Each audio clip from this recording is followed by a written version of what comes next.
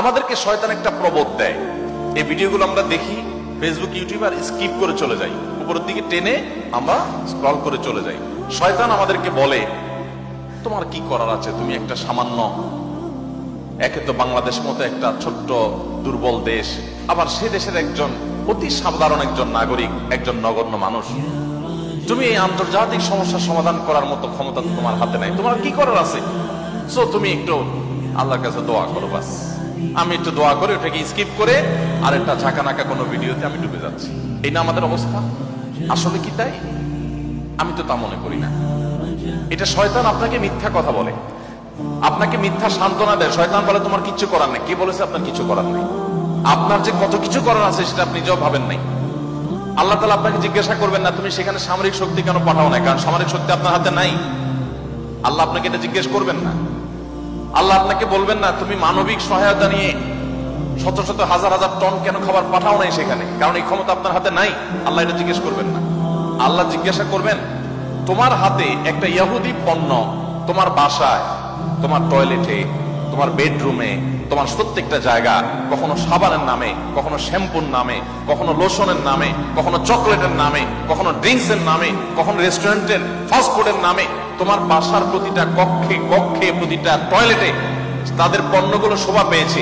এই পণ্য বেচা টাকা দিয়ে তারা বোমা হামলা করে মানুষ মেরেছে। তুমি শুধুমাত্র তাদের প্রতি সিম্পেথি দেখাতে পারতে, সেটা তো দূরের কথা, উল্টো বরং তুমি সেই বোমা হামলার সঙ্গে জড়িত। তুমি জেনে হোক আর না জেনে হোক, তুমি বুঝে হোক আর না বুঝে হোক, তুমি কিন্তু সেই বোমা হামলার সাথে জড়িত। প্রতিদিন তুমি চাঁদা দিচ্ছ ফিলিস্তিনের মানুষকে হত্যা করবার জন্য। আল্লাহ এই কথা বলবেন? এই কথা বলার যথেষ্ট সুযোগ আছে। প্রতিদিন আপনি চাঁদা দিচ্ছেন। আমি একটা পেস্ট কিনতেছি না, আমি একটা বোমা হামলার জন্য টাকা ইনভেস্ট করছি বা চাঁদা দিচ্ছি। প্রতিদিন বাংলাদেশের প্রত্যেকটা মানুষের কাছ থেকে, প্রতিটা মানুষের ঘর থেকে ওরা চাঁদা তুলে নিয়ে যাচ্ছে। আপনি মনে করছেন মুদি দোকানে গিয়ে আমি মালামাল কিনে আনছি। আল্লাহর কসম করে বলছি এটা মালামাল কিনা না। এটা আপনি দেখছেন মালামাল কিনা, আমি এটাকে মালামাল কিনা দেখছি না। আপনি দেখছেন আপনি পেপসি বা কোকা কোলা বা সফট ড্রিঙ্কস এদের যেগুলো আছে সেগুলো আপনি ডক করে গিলছেন। আমি দেখছি সেগুলা লাল কালারের ওই পেপসি না, এগুলো হলো ফিলিস্তিনের মানুষের রক্ত। আপনি দেখছেন সেগুলো হয়তো কোক, আমি দেখছি সেগুলো রক্ত। বাংলাদেশের মানুষ এরকম ভুলো জাতি পৃথিবীতে আরেকটা আছে কিনা আমি জানি না। আমরা খুব দ্রুততার সাথে ভুলে যাই। আমরা কাউকে মাথা তুলতেও দেরি করি না, আবার মাথা থেকে আছাড় দিতেও আমরা দেরি করি না। এটা আমাদের একটা দুর্বলতা। আমাদের এই দুর্বলতাটা আমাদের কাটিয়ে ওঠার চেষ্টা করা দরকার। আমরা কয়দিন খুব জোরে সোরে বয়কট করে এরপরে আবার আমাদের সবকিছু সয়ে যায়। এক ভাই খুব চমৎকার বলেছেন, আমরা মানিয়ে নিয়েছি শোক, আবার উদরে ঢালছি ক্ষোভ।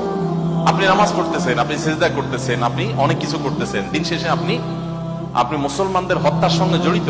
আপনি নিরীহ মা শিশুগুলোকে হত্যার সাথে জড়িত, আপনি জানছেন না।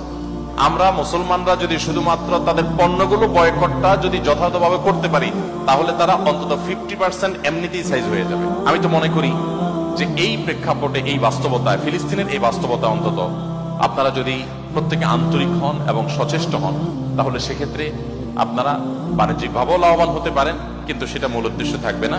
আপনারা মূলত দ্বীনি চেতনা থেকে এই কাজটি করবেন। আল্লাহ তাআলা আমাদের সবাইকে আমাদের যে দায়িত্বটুকু আছে সেই দায়িত্বটুকু আদায় করার তৌফিক দান করেন।